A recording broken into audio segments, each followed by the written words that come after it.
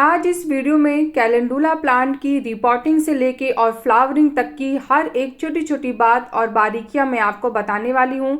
इस प्लांट में बहुत ज़्यादा फूल आते हैं, तो उसके लिए हमें क्या करना होगा, किस तरीके से उसकी केयर करनी होगी। तो चलिए फिर वीडियो को स्टार्ट करते हैं। हेलो एवरीवन, कैसे हैं आप सब लोग। लव फॉर गार्डनिंग में आप लोगों का बहुत बहुत स्वागत है। तो जैसे कि विंटर के मौसम में कैलेंडुला भी एक बहुत ही खूबसूरत प्लांट होता है जिसमें बहुत ज़्यादा फ्लावरिंग होती है। तो विंटर में अगर आप कोई प्लांट ढूंढ रहे हैं जिसमें काफ़ी फ्लावर आते हों, तो कैलेंडुला बहुत ही अच्छी क्वांटिटी में फ्लावरिंग करता है। इसके फूल के साइज भी बड़े बड़े होते हैं। तो अगर आप कोई ऐसा प्लांट चाहते हैं जिसमें बहुत ज़्यादा फ्लावरिंग हो, तो कैलेंडुला को आप अपने गार्डन में इंक्लूड कर सकते हैं। तो इसको कैसे रिपोर्ट करते हैं और इसके लिए खाद कौन सी ज़रूरी होती है, चलिए अब हम बात कर लेते हैं। तो ये जो आप देख रहे हैं इस समय, ये कैलेंडुला का बहुत छोटा सा प्लांट है और मैं इसे नर्सरी से लेके आई थी। तो ये मुझे 5 रुपए में 2 प्लांट मिल गए थे, तो मैंने ले लिया। और इसके पहले भी मैं एक छोटा सा कैलेंडुला लेके आई थी, वो थोड़ा बड़ा था, हालांकि उसमें कलियां नहीं थी, पर वो इससे बड़ा था, तो वो मुझे 10 रुपए में मिला था। मैं वो भी आपको दिखाऊंगी। तो ये प्लांट जो होता है, ये छोटे से गमले में ही बहुत ज़्यादा फ्लावरिंग करने वाला प्लांट होता है। ये पूरी विंटर इसमें बहुत ज़्यादा फ्लावरिंग होती है। तो मैंने इसको जो सॉइल दी है, इस समय मैंने इसमें लगभग 60% गार्डन की सॉइल ली है और इसमें मैंने 30% यहाँ पे बजरी मिक्स कर रखी है और 10% मैंने इसमें वर्मी कंपोस्ट डाला है, क्योंकि अभी मुझे इसको सिर्फ लगाना था, क्योंकि मेरे पास और कोई पॉट खाली नहीं था। तो मैंने इसी छोटे पॉट में इन दोनों को लगा दिया है।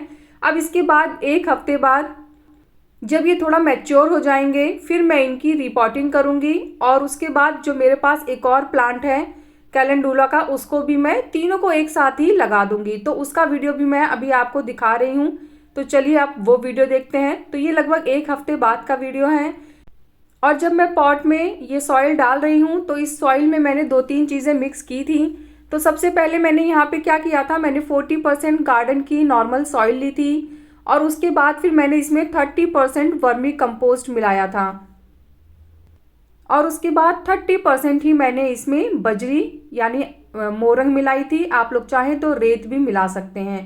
ये जो विंटर के प्लांट्स होते हैं, इनमें वाटर कम देना चाहिए और ज़्यादा वाटर जो प्लांट की सॉइल है वो एब्जॉर्ब ना करे, इसलिए बजरी या रेत मिलाना बहुत ज़रूरी होता है। ये देखिए 1 हफ्ते बाद का ये अपडेट है और प्लांट भी अब पहले से थोड़े से मैच्योर हो गए हैं। तो मैं इसी पॉट में इन दोनों को भी लगा दे रही हूँ, क्योंकि देख रहे हैं आप, ये धीरे धीरे ग्रो करेंगे और फिर अगर मुझे लगेगा कि स्पेस कम होए तो फिर मैं इनको दूसरा पॉट भी दे दूंगी, कोई ऐसी बात नहीं है। लेकिन अभी फिलहाल मैं इसी पॉट में इन्हें लगा दे रही हूँ। तो मैंने यहाँ पे जो सॉइल ली थी वो आपको बताई दी है और उसमें मैंने वर्मी कंपोस्ट और बजरी मिलाई है। अब इसको रिपोर्ट करने के बाद इसको मुझे फर्टिलाइजर कौन सा देना है मैं वो भी आपको बताऊंगी। तो जब भी आप प्लांट को रिपोर्ट करें, रिपोर्ट करने के बाद प्लांट को अच्छे से वाटर दे देना चाहिए।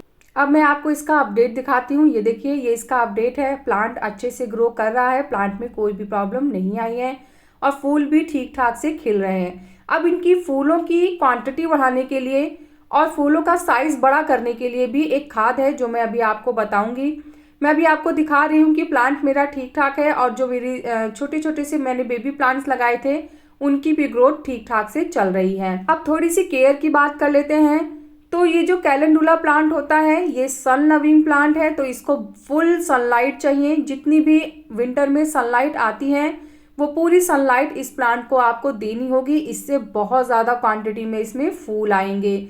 इसमें ब्लैक कलर के छोटे छोटे से कीड़े जो चिपकने वाले होते हैं वो लग जाते हैं, तो उसके लिए आप 10 से 15 दिन में इसमें एक अच्छा इंसेक्टिसाइड यूज़ करिए, उससे प्लांट में कोई प्रॉब्लम नहीं आएगी। जब फूल सूख जाए तो देखिए, जो पोर्शन में दिखा रही हूँ आपको यहाँ से इसे कट करना है। एकदम ये नहीं कि फूल खत्म हुआ बस आपने वहीं से काट दिया। 1-2 पत्ती छोड़ के नीचे से काटेंगे ना, तो जो और नई नई ब्रांचेस आएंगी वो मोटी आएंगी, हेल्दी आएंगी, क्योंकि पतली ब्रांचेस पे पतली ही नई ब्रांच आएंगी और अगर आप मोटी ब्रांच तक कट करेंगे तो फिर वहां से थोड़ी हेल्दी ब्रांचेस आएंगी। अब सॉइल की बात कर लेते हैं। ओवर वाटर नहीं चाहिए इस प्लांट को। अगर आप ज़्यादा पानी देंगे तो काई जमने लग जाएगी और प्लांट्स के जो फंगस है ना प्लांट की सॉइल में, वो भी लगना स्टार्ट हो जाएंगे। तो आपको पानी तभी देना है जब आपको ऊपर की सॉइल कम से कम 1 इंच तक ड्राई दिखने लगे, तो फिर आप इसे वाटर दीजिए। और अगर आप इसको कम वाटर भी दे देते हैं ना तो ये सर्वाइव कर लेगा, पर ज़्यादा वाटर नहीं होना चाहिए। ये देखिए ये कुछ सीडलिंग्स वगैरह हैं जो मेरी ग्रो हो गई हैं। अब मैंने बहुत सारे विंटर प्लांट्स के सीड ग्रो किए थे, जिसमें से कुछ में तो फ्लावरिंग भी आने लगी है और कुछ अभी धीरे धीरे ग्रो कर रहे हैं। तो हम मार्केट से प्लांट ले आते हैं, पर जब हम सीड से कोई प्लांट ग्रो करते हैं तो उसको बड़ा होते हुए देखने में एक अलग ही आनंद आता है। ये सब सीड से ग्रो किए हुए प्लांट हैं और इनका भी धीरे धीरे मैं अपडेट देती रहूँगी। ये देखिए ये मेरे कुछ मैरीगोल्ड के प्लांट्स थे, ये सीड से मैंने ग्रो नहीं किए थे, ये प्लांट हैं मैंने खरीदे थे, पर ये देखिए ये सीड्स हैं और ये धीरे धीरे ग्रो हो रही हैं। तो जब इनमें भी फ्लावरिंग आएगी तो वो प्लांट की मैं अपडेट भी आप लोगों के साथ शेयर करूँगी। अब फर्टिलाइज़र की बात कर लेते हैं।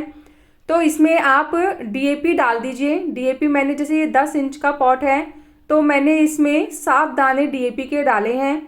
और क्या होता है ना कि जब आप इसको हाई नाइट्रोजन का फर्टिलाइज़र देंगे तो इसमें लीव्स ज़्यादा आएंगी और फ्लावर कम हो जाएंगे। पत्ते तो बहुत आएंगे, खूब हरा भरा प्लांट हो जाएगा आपका, लेकिन फूल बहुत कम आएंगे। तो जब हम रिपोर्ट करते हैं उस समय तो आप इसे वर्मी कंपोस्ट या गोबर की खाद या लीफ कंपोस्ट कोई भी कंपोस्ट आप दे दीजिए, लेकिन रिपोर्टिंग के बाद फिर आप इसको कोई भी इस तरीके का कंपोस्ट मत दीजिएगा। रिपोर्टिंग में आपने दे दिया, कहाँ ज़्यादा लंबी ग्रोथ होती है, 3-4 महीने अच्छे से फ्लावरिंग करते हैं ये प्लांट, उसके बाद इनका सीजन खत्म हो जाता है। तो आपको फिर दोबारा से इसमें वर्मी कंपोस्ट डालने की ज़रूरत नहीं है। आप क्या कर सकते हैं, डीएपी डाल दीजिए। महीने में एक बार आप इसे दे देंगे तो आपके प्लांट को फिर और कोई भी फर्टिलाइज़र देने की ज़रूरत नहीं है, बस समय समय पे आप पानी देते रहिए। और हाँ, डीएपी जब डालिए तो या तो फिर सुबह के टाइम दीजिए या तो फिर शाम के टाइम दीजिए, दोपहर में मत दीजिएगा। और एक चीज़ हाँ मैं और बताती हूँ, अगर आप फर्स्ट टाइम अपने प्लांट को केमिकल फर्टिलाइज़र दे रहे हैं तो फिर आपको उस समय क्वांटिटी कम रखनी होगी। जैसे मैंने 10 इंच के पॉट में 7 दाने डीएपी के डाले हैं तो आप 5 ही डालिए, लेकिन पहली बार जब देंगे तो कम दीजिएगा, क्योंकि प्लांट को आदत नहीं होती है और आपको भी केमिकल फर्टिलाइज़र देने की आदत नहीं है। हमें थोड़ा सा ओवर सेफ होके चलना होगा। तो जो भी डिटेल्स थी, जो जो जानकारियाँ थी वो मैंने आपको बता दी हैं। एक चीज़ मैं और बताना चाहती हूँ कि सबसे ज़्यादा ज़रूरी क्या होता है, प्लांट को सनलाइट देना। आप ये सारी केयर करिएगा, और अगर प्लांट को सनलाइट नहीं दे रहे हैं तो फिर प्लांट अच्छे से फ्लावरिंग नहीं कर पाएगा। तो इसलिए कम से कम 4 से 5 घंटे की सनलाइट तो दीजिए ही, और अगर आप दिन भर की सनलाइट दे सकते हैं तो फिर बहुत ही अच्छी बात होगी। तो ये प्लांट बहुत ही अच्छे से फ्लावरिंग करेगा। तो जितनी भी डिटेल्स थी मैंने सब आपको बता दी हैं। उसके बाद भी अगर कोई कन्फ्यूज़न आपके माइंड में होती है तो आप कमेंट्स के थ्रू मुझसे बात कर सकते हैं। तो कैसा लगा मेरा आज का ये वीडियो मुझे ज़रूर बताइएगा। अगर आपको वीडियो पसंद आया है तो वीडियो को लाइक करिएगा, चैनल को सब्सक्राइब करिएगा, और प्लांट से रिलेटेड अगर कोई भी क्वेश्चन आपके माइंड में है तो आप कमेंट्स के थ्रू मुझसे बात कर सकते हैं। मैं ज़रूर आपके कमेंट्स का रिप्लाई करूँगी। तो मिलते हैं फिर नेक्स्ट वीडियो में, तब तक के लिए बाय, टेक केयर।